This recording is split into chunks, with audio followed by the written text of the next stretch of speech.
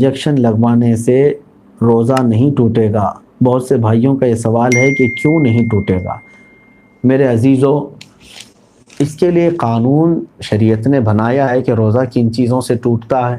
ہر وہ چیز جو تمہارے کسی بھی حصے سے معدے کے اندر جائے، معدہ جس میں ہم کھانا پانی سب چیزیں داخل کرتے ہیں، اس کے اندر اگر کوئی چیز پہنچتی ہے تو روزہ ٹوٹ جائے گا۔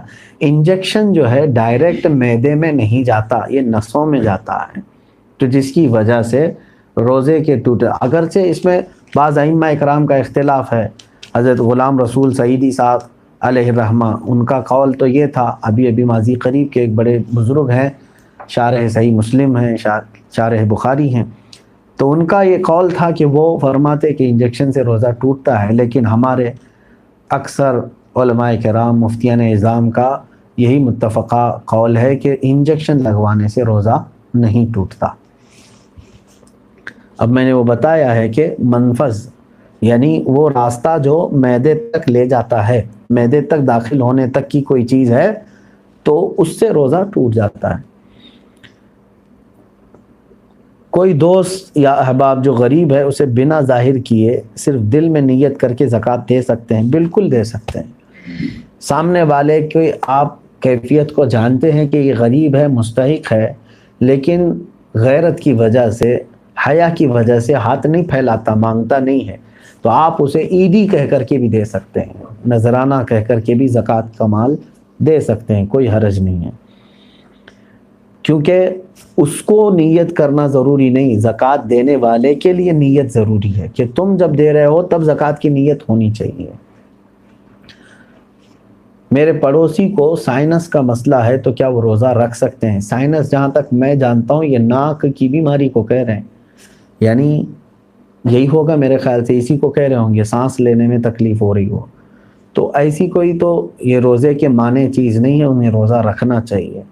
روزہ چھوڑنے کے جو عذر ہیں وہ ایسی بیماری کہ اگر وہ روزہ رکھ لے تو بیماری میں اضافہ ہو جائے گا، شدت بڑھ جائے گی اور جان خطرے میں پڑ جائے گی، ایسی بیماری ہے تو اسے روزہ چھوڑنے کی اجازت ہے۔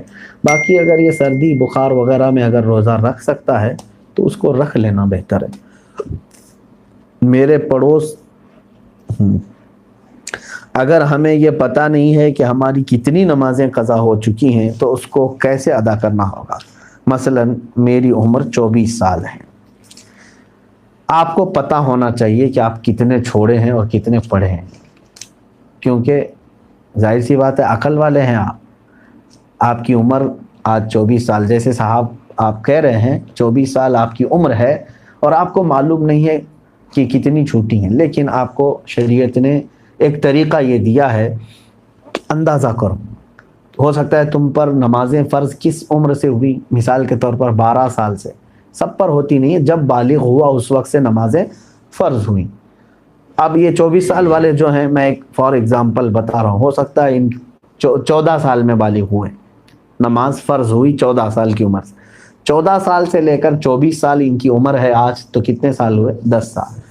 اتنا تو آپ کو خود معلوم ہوگا کہ ان 10 سالوں میں میں نے کتنے سالوں کی، سب ملاؤں گا اگر تو کتنے سال کی نماز بنے گی، ہو سکتا ہے آدھا کر لو، اور اس میں بھی ساری نمازیں ایک طرح کی نہیں ہیں، کچھ لوگوں کی اکثر نمازیں اگر چھوٹی ہوں گی تو فجر چھوٹی ہوگی، عشاء چھوٹی ہوگی، اور اکثر پڑھی ہوں گی تو مغرب یا عصر یا ظہر یہ پڑھی ہوئی ہوں گی، تو آپ کو ایک اندازہ کرنا ہوگا غالب گمان 10 سال میرے اوپر نماز فرض ہو کر کے اتنا عرصہ ہو گیا ہے، میں نے مغرب کی نماز اس میں سے 8 سال تو پکا پڑھا ہی ہوں، شاید ہو سکتا ہے سب ملا کر کے جو چھوٹی ہوں گی میری وہ 2 سال کی ہوں گی۔ عصر کی نماز اور ظہر کی نماز میرے خیال سے میں نے 6 سال تو پڑھائی ہوں، یعنی پوری ملاؤں گا پوری نمازیں تو وہ 6 سال کی بن سکتی ہیں، 4 سال کی اگر سب چھوٹی ہوئی جمع کروں گا تو 4 سال کی بن سکتی ہیں۔ تو ہوا یہ کہ مغرب کی چھوٹی ہوئی کتنی ہوئی؟ 2 سال کی، ظہر عصر کی چھوٹی ہوئی 4 سال کی ہو گئی، 6 سال پڑھا ہوگا اور 4 سال چھوٹی ہوگی۔ اب آتا ہے عشاء کا نمبر اور فجر کا نمبر، تو آپ یہ سوچ لو کہ یہ 10 سالوں کے اندر ہو سکتا ہے 1 سال پوری نمازیں ملا کر کے میں نے فجر پڑھی ہوں گی، 9 سال تو میری فجر باقی ہوگی، اور عشاء کو آدھا کر لو، تو ہر نماز کو آپ کو ایک غالب گمان بنانا پڑے گا۔ اچھا ہے کہ آپ نے 24 سال کی عمر میں سوال کیا ہے، اب 60 سال کی عمر میں مجھ سے سوال ہوتا تو میں اسی انداز سے بتاتا۔ تو اب آپ کو اسی طرح کے نمازیں پڑھنا ہے۔ اب مثال کے طور پر فجر کی آپ نے اندازہ کر لیا 10 سال کے عرصے میں میری کل نمازیں جو چھوٹی ہیں وہ 9 سال کی چھوٹی ہوں گی، میں نے شاید 1 سال کی پڑھی ہوں، یا آپ کے اوپر ہے، میں اگزامپل بتا رہا ہوں۔ تو اب آؤ اس کی شروعات کرنے کے لیے قضا نمازوں کی۔ اب فجر کو پہلے کمپلیٹ کرنا چاہیں اس کو کر سکتے ہیں، ایک ایک نماز کو بھی پکڑ کر کے کرنا چاہیں تو کر سکتے ہیں۔ اب میں نے صبح شام کنٹینیو فجر کی قضا شروع کر دی، دن میں 50 رکعتیں پڑھ لی، 50 رکعتوں کا مطلب ہوا 25 دن کی فجر کی نماز قضا ہو گئی۔ اب اس میں شریعت نے آسانی بھی تمہیں دی ہے، قضا نمازیں صرف اور صرف فرض نمازوں کی قضا ہوگی، کسی بھی سنت اور نفل کی قضا نہیں ہے۔ فجر کی 2 رکعت قضا، ظہر کی 4 رکعت قضا، عصر کی 4 رکعت قضا، مغرب کی 3 قضا، عشاء کی 4 فرض اور 3 وتر کی قضا، کل ملا کر کے کتنی ہوتی؟ 20 رکعت۔ 20 رکعتیں دن کی ہوتی ہیں، لیکن ابھی میں چل رہا ہوں فجر کی۔ اب ہو سکتا ہے آپ یہ سوال کریں گے کہ میں نیت کیسے کروں، کون سے دن کی، سنیچر کی، اتوار کی، پیر کی، منگل کی، کون سی؟ ظاہر سی بات ہے اب آپ کے پاس اندازہ ہی نہیں ہے کہ کون سے دن کی چھوٹی ہے۔ اس کے لیے بھی شریعت نے یہ چھوٹ دی ہے کہ آپ جب نیت کریں گے یوں نیت کریں، اے اللہ میں اس فجر کی 2 رکعت فرض نماز قضا کی نیت کیا جو میری زندگی میں پہلی چھوٹی ہے۔ کیا نیت کریں گے آپ؟ میں نے اس فجر کی 2 رکعت فرض نماز قضا کی نیت کیا جو میری زندگی میں سب سے پہلے باقی ہے۔ ہر 2 رکعت پہ یہی کہنا ہے آپ کو، کیونکہ جب وہ ادا ہو جائے گی تو جو پہلے ہے وہ ہی آتی جائے گی۔ تو 9 سال کی قضا ہونے تک آپ کو یہی نیت کرنا ہے جو میری زندگی میں پہلی باقی ہے۔ ظہر کی بھی کرنا ہے یہی، میں نے اس ظہر کی 4 رکعت فرض نماز قضا کی نیت کیا جو میری زندگی میں پہلی باقی ہے، یعنی ترتیب میں اب جو پہلی باقی ہے اس کی میں نے نیت کر لیا، پھر اس کے بعد یہ آتی جائیں گی۔ اب مثال کے طور پر 100 نمازیں آپ کی ہیں، آپ نے نیت کر لیا میں نے اس ظہر کی 4 رکعت فرض نماز قضا کی نیت کی جو میری زندگی میں پہلی باقی ہے، تو 100 پہلے نمبر والی ہو گئی، اس کے بعد 99 بچے، لیکن جو دوسرے نمبر پر تھی نماز اب وہ کون سے نمبر پر آ جائے گی؟ پہلے نمبر پر آ جائے گی نا پھر سے۔ تو ہمیشہ یہی نیت کرتا جائے گا جب تک کہ وہ 100 پوری نہ ہو جائے۔ نیت بھی آپ کو سمجھ میں آ گئی قضا کے لیے۔ اب اس میں چھوٹ بھی دی گئی ہے، آپ کو رکعتیں چھوٹی کرنے کا بھی حکم ہے، یعنی اس طرح کے آپ کو مختصر کر سکتے ہیں آپ۔ مثال کے طور پر نماز میں سورہ فاتحہ پڑھا، آپ انا اعطینا اور قل هو اللہ احد پڑھ رہے ہیں، چھوٹی صورتیں پڑھ رہے ہیں، یہی کنٹینیو چاہے تو ہر رکعت میں پڑھ سکتے ہیں، ہر نماز میں 2 صورتیں پڑھی، اور تسبیحات جو ہیں رکوع اور سجدے میں وہ 3 پڑھ رہے ہیں، وہ تو ٹھیک ہے، اتنی مقدار تو آپ کو رکوع اور سجدہ کرنا ہی ہے۔ لیکن اتحیات میں بھی تشہد پڑھا انگلی اٹھا کر، درود ابراہیمی اور دعائے معصورہ اگر نہیں بھی پڑھا تو اس کی نماز ہو جائے گی۔ تو یہاں اور شارٹ کر دیا گیا ہے۔ تو قضا کرنے والے کے لیے یہ سہولت بھی ہے، وہ چاہے تو اپنی جلدی سے جلدی یہ پوری قضا مکمل کر سکتا ہے۔ جوانوں آپ سب سے میری گزارش ہے، بڑھاپے میں انتظار مت کرنا۔ کسی بوڑھے کو میں نے قضا کرتے ہوئے نہیں دیکھا کہ پوری زندگی کی وہ قضا کر کے گیا ہو، بہت کم۔ بڑھاپے میں اصل نمازیں پڑھنے میں ہی گھٹنوں میں تکلیف، کمر میں تکلیف ہو جاتی ہے۔ دیکھتے نہیں آپ آج مسجدوں میں اچھوں سے زیادہ کرسیوں کی نمازیں زیادہ ہو گئی، کیوں؟ اس وقت ان کو اپنی فرض نمازیں ہی دشوار ہو گئی ہیں، کہاں قضا کریں گے۔ نوجوانوں آپ کے پاس آج قوت ہے، طاقت ہے، آپ روزانہ ہی آپ اپنا ایک وقت لے لو، گھنٹہ 2 گھنٹہ، میں دن میں کوئی ایک وقت مخصوص کر لوں اور اس میں صرف اپنی قضا مکمل کر لوں۔ چند دنوں کے بعد آپ دیکھو گے آپ صاحب ترتیب ہو جاؤ گے۔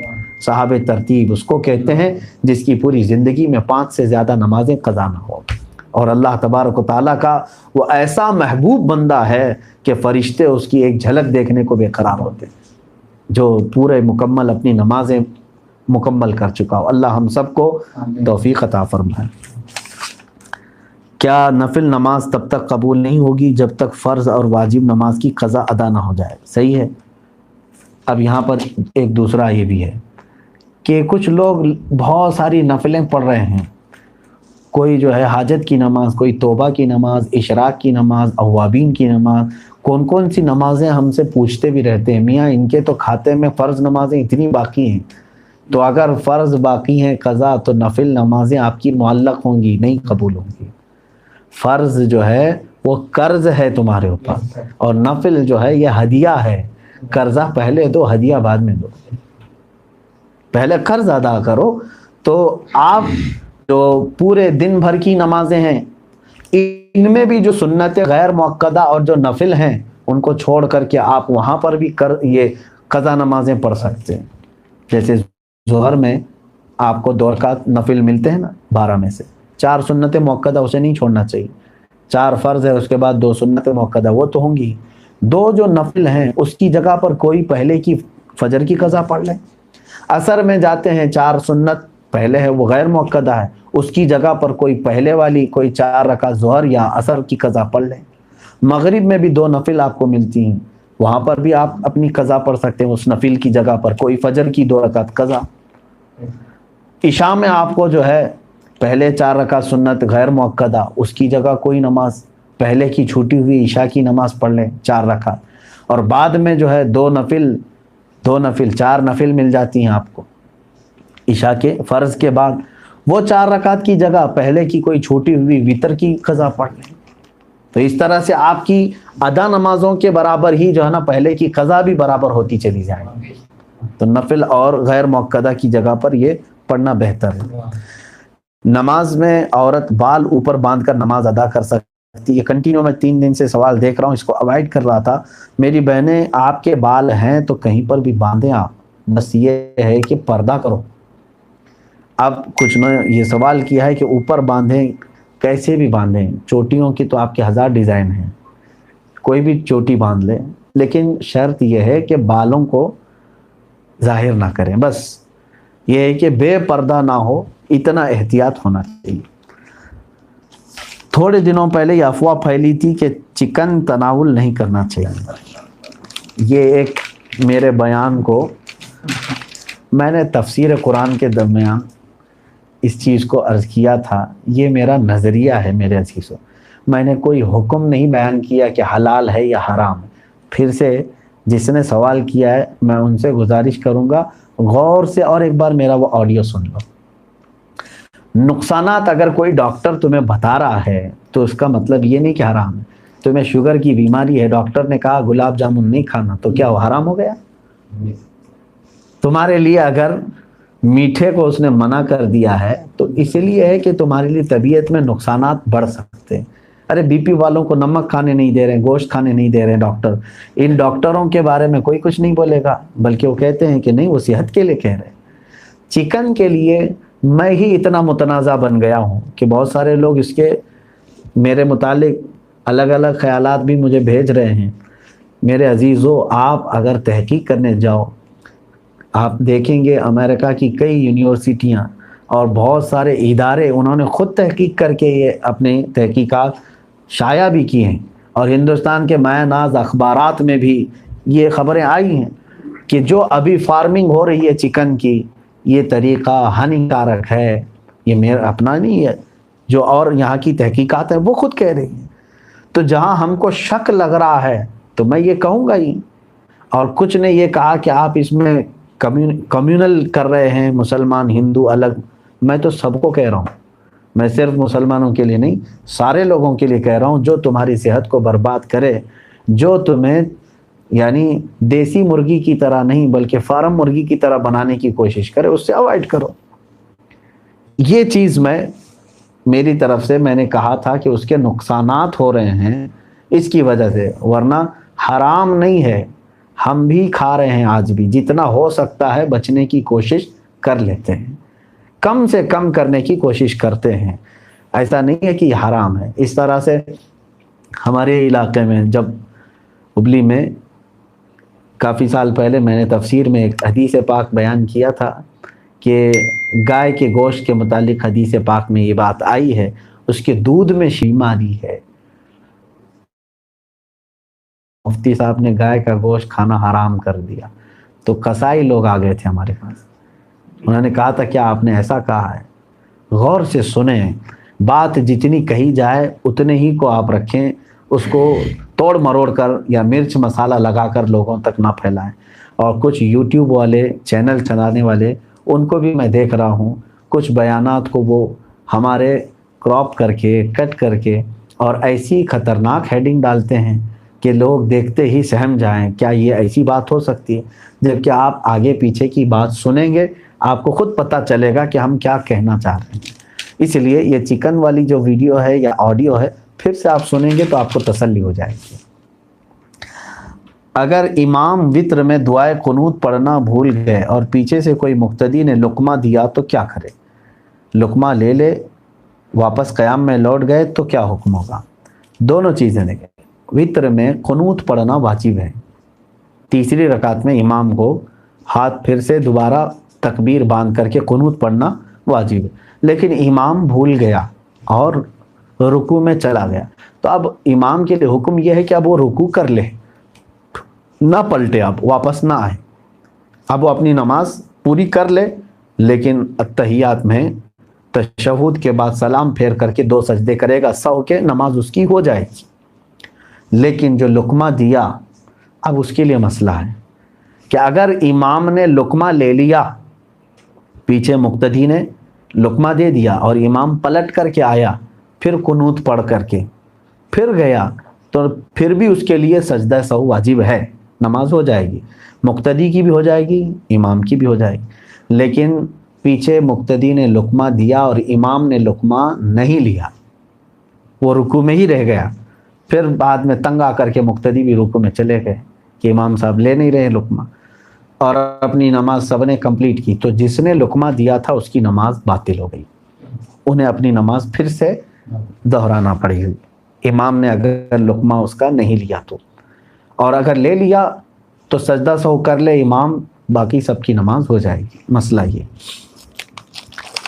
یاجوج ماجوج کون ہے؟ ایک لمبا بیان ہے، قیامت کے قریب ایک فوج ہوگی، یہ 2 لوگ نہیں ہیں، ایک بہت بڑی فوج ہوگی، اتنی کہ انسانوں سے بھی زیادہ ہوں گے، یہ ہر چیز کو چکھ جائیں گے، کھا جائیں گے، لوگوں پر ظلم کریں گے، کھیتی باڑی ساری چیزیں ختم کر دیں گے، یہ قیامت کے قریب ظاہر ہوں گے۔ اس کے متعلق بھی میں نے کافی ان کے متعلق بیان کیا ہوں گے، آپ بیانات چیک کر سکتے ہیں۔ کیا عورتیں مسواک کر سکتی ہیں؟ ہاں کر سکتی ہیں، یہ شفا کے طور پر اپنے دانتوں کو استعمال، دانت ان کے اندر بھی تو ہوتے ہیں، عورتوں کے پاس بھی دانت ہوتے ہیں، تو ہاں دانتوں کو صحیح کرنے کے لیے مسواک حضور صلی اللہ علیہ وسلم نے فرمایا ہے، اور اس میں موت کے علاوہ ہر بیماری کا علاج ہے، تو پھر عورتیں بھی کیوں نہ بچیں ہر بیماری سے، اللہ سب کو شفا عطا فرمائے۔